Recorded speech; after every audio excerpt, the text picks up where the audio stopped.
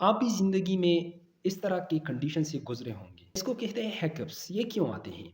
याद रखिए कि जब लोग ज़्यादा रोटी खाएँ और इसके अलावा रोटी खाने से जब हवा अंदर चली जाए और या पानी पीने के साथ जब हवा अंदर जाए, तो इसकी वजह से ये हिकअप्स आ सकता है।